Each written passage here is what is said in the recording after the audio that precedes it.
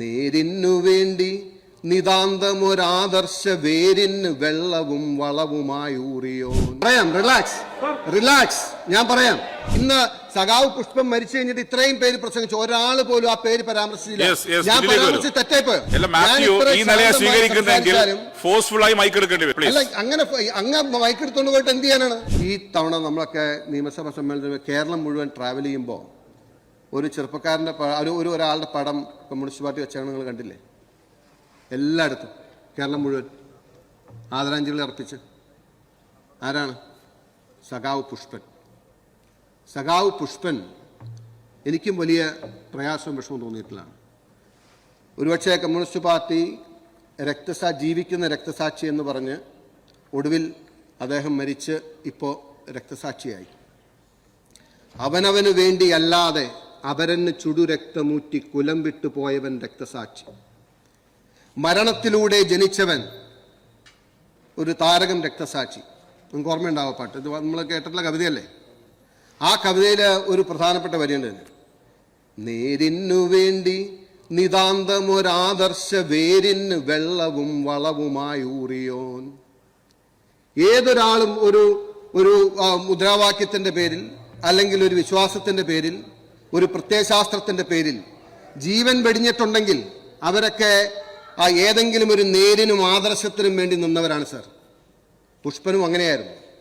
ഏത് നേരിനും ഏതും ആദർശത്തിനും വേണ്ടിയിട്ടായിരുന്നു സർ?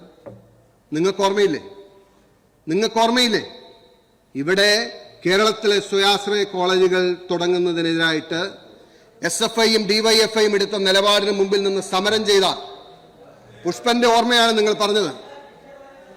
സഖാവ് പുഷ്പൻ കൂത്തുപറമ്പ് വെടിവെപ്പിൽ ജീവച്ഛവമായി ദശാബ്ദങ്ങൾ കടന്ന് കഴിഞ്ഞ ദിവസം മരിച്ച് നിങ്ങളെല്ലാവരും ആദരാഞ്ജലി അർപ്പിച്ച ഒടുവിൽ MV രാഘവന്റെ മകൻ നികേഷ് കുമാറും പുഷ്പചക്രം വെച്ച് നിങ്ങൾ പറഞ്ഞയച്ച അതേ പുഷ്പൻ, അതേ രക്തസാക്ഷി.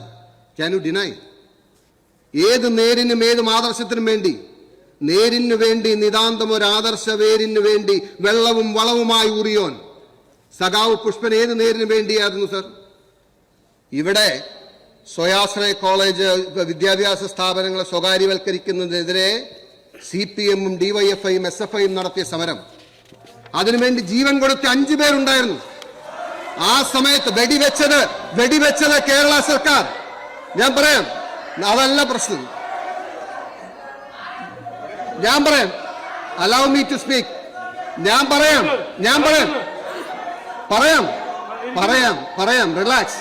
റിലാക്സ്. ഞാൻ പറയാം,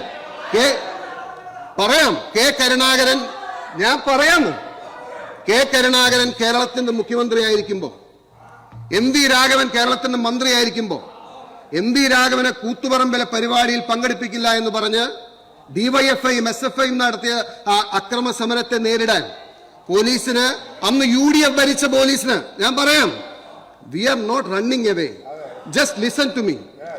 UDF ഭരിച്ച പോലീസിന് വെടിവെക്കേണ്ടി വന്നു. 5 പേര് മരിച്ചു, 6ാമത്തെ ആൾ ജീവച്ഛവമായി. പക്ഷെ എന്തിന്റെ പേരിലായിരുന്നു സമരം? ഞാൻ പറഞ്ഞില്ല സർ, ഒരു രക്തസാക്ഷിയെ സംബന്ധിച്ച് എനിക്ക് വായിക്കുമ്പോൾ ഇന്നും വായിക്കുമ്പോൾ അല്ലെങ്കിൽ കേൾക്കുമ്പോൾ എന്റെ ഉള്ളില് വികാരം തുടിക്കുന്ന വരികളാണ്. നേരിനു വേണ്ടി നിതാന്തമൊരാദർശ വേരിന് വെള്ളവും വളവുമായി ഊറിയോൻ. നിങ്ങൾ പറഞ്ഞ നേര്, നിങ്ങൾ പറഞ്ഞ ആദർശം ഇവിടെ സ്വയാശ്രയ കോളേജ് പാടില്ല എന്ന് പറഞ്ഞു. ഇന്ന് നിങ്ങളെ നയിക്കുന്ന മുഖ്യമന്ത്രി ഉണ്ടല്ലോ, ഈ പുഷ്പൻ ജീവച്ഛവമായി കട്ടിലിൽ കിടക്കുമ്പോ 5 പേരുടെ ചേതനയറ്റ ജീവൻ അടക്കി രക്തസാക്ഷിത്വം നിങ്ങൾ ഈ കേരളം മുഴുവൻ ആഘോഷിച്ച് അധികാരത്തിൽ വന്ന് ഒരു വർഷം ആ രക്തസാക്ഷിത്വത്തിന് ചൂടാറുന്നതിന് മുമ്പ് സഖാവ് പിണറായി വിജയന്റെ മകൻ സ്വയാശ്രയ കോളേജിലേക്ക് പോയില്ലേ സർ? സഖാവ് പിണറായി വിജയന്റെ മകൾ സ്വയാശ്രയ കോളേജ് പഠിച്ചില്ലേ sir? I am open for debate. ആർക്കും വരാം ഈ കാര്യത്തിൽ. കൂത്തുപറമ്പിൽ നടന്ന സമരം ബില്ലിന്റെ ചർച്ചയില്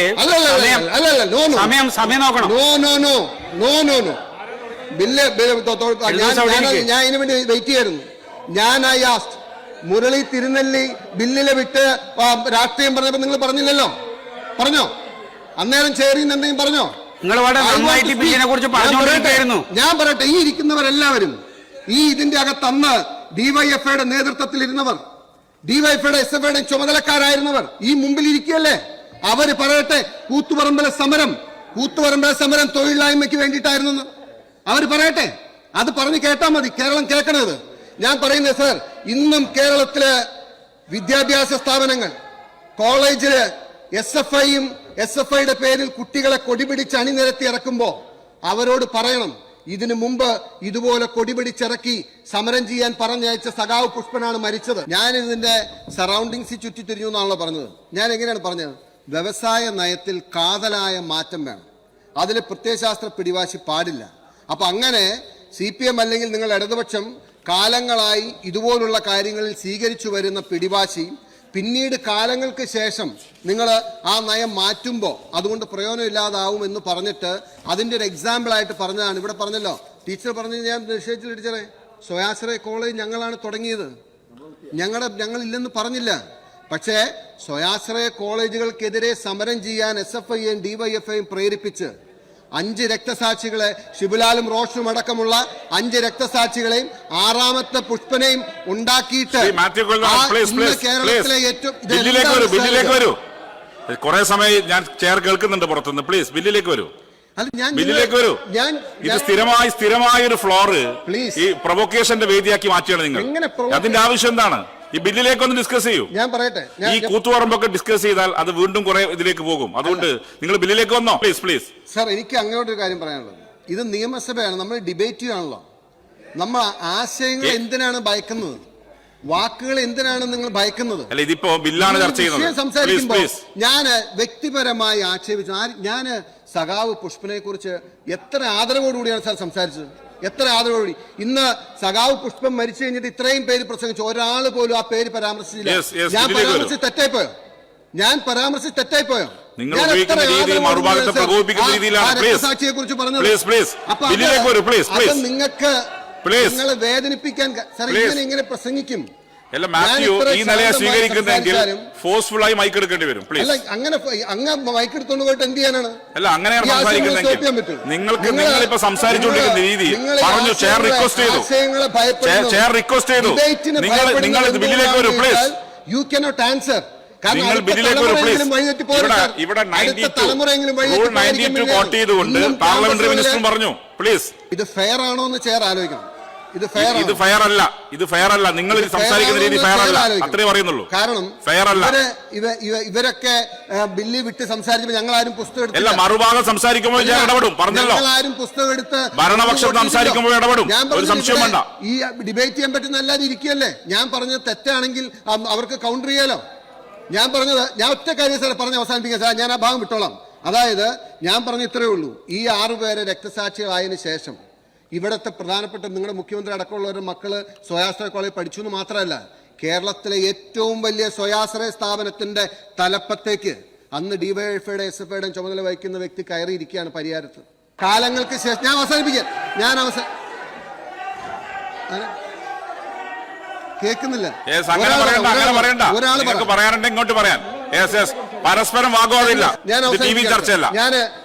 ഞാൻ ചെയർ പറഞ്ഞതിന് റെസ്പെക്ട് ചെയ്ത് അവസാനിപ്പിക്കണം. പക്ഷേ എന്റെ ഏക റിക്വസ്റ്റ്, നിങ്ങള് പരിയാരം സ്വാശ്രയ പോയിന്റ് എന്താന്ന് വെച്ച് കഴിഞ്ഞാൽ പരിയാരം സ്വാശ്രയ കോളേജാണ് ഇപ്പോഴും എന്നാണ് പറഞ്ഞത്. അത് സർക്കാർ ഏറ്റെടുത്ത് സർക്കാർ തലത്തിലേക്ക് പോയിട്ടുണ്ട്. രേഖയിൽ ശ്രദ്ധിക്കണം. അല്ല, അദ്ദേഹത്തിന്റെ പോയിന്റിന് ആൻസർ ചെയ്യണം. ഞാൻ പറഞ്ഞത് പരിയാരം സ്വയാശ്രയ കോളേജിന്റെ സ്റ്റാറ്റസിൽ നിൽക്കുമ്പോൾ CPMന്റെ പ്രധാനപ്പെട്ട നേതാവ് അതിന്റെ ചെയർമാൻ പദവി അലങ്കരിച്ചില്ലേ? ഇല്ലേ? അത് നിങ്ങൾക്കൊന്നല്ലെങ്കിൽ അറിയില്ല, അല്ലെങ്കിൽ മനഃപൂർവ്വം. ഞാൻ അദ്ദേഹത്തിന്റെ പോയിന്റിന് ആൻസർ ചെയ്യാവുന്ന പറഞ്ഞു. ഞാൻ അവസാനിപ്പിക്കണം സാർ. ഞാൻ പറയുന്നത് എനിക്ക് ഒറ്റ റിക്വസ്റ്റ് ഉള്ളൂ. അതായത് നമ്മൾ ആരെയും തെറ്റും തെറിയൊന്നും പറഞ്ഞില്ലല്ലോ, മോശമായിട്ട് പറഞ്ഞില്ലല്ലോ. ആരെയും എന്തിനാണ് പേഴ്സണലി ഇത് ചെയ്യുമെന്ന് പറയുന്നത്? വെറുതെ കള്ളം പറഞ്ഞതല്ലേ? എന്തിനാണ് അങ്ങനെ പറയുന്നത്? ഞാൻ ഒരാളെ എന്റെ പ്രസംഗം മുഴുവൻ പരിശോധിച്ചോ? നിങ്ങൾക്ക് ആശയം കൊണ്ട് മറുപടി പറയണം. പക്ഷെ ഇതൊക്കെ ഈ നാട്ടിൽ നടന്ന കാര്യങ്ങളാണ് സാർ. അടുത്ത തലമുറയെങ്കിലും വഴിതെറ്റി പോരുന്നുള്ളതുകൊണ്ട് അത് പറയണേ.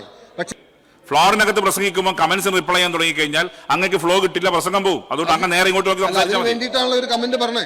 ആ ഫ്ലോ പോകാൻ വേണ്ടിയില്ല കമന്റ് പറഞ്ഞേ. അതെ, അതുകൊണ്ട് നേരെ ഇങ്ങോട്ട് അവസാനിപ്പിക്കുകയാണ് സാർ.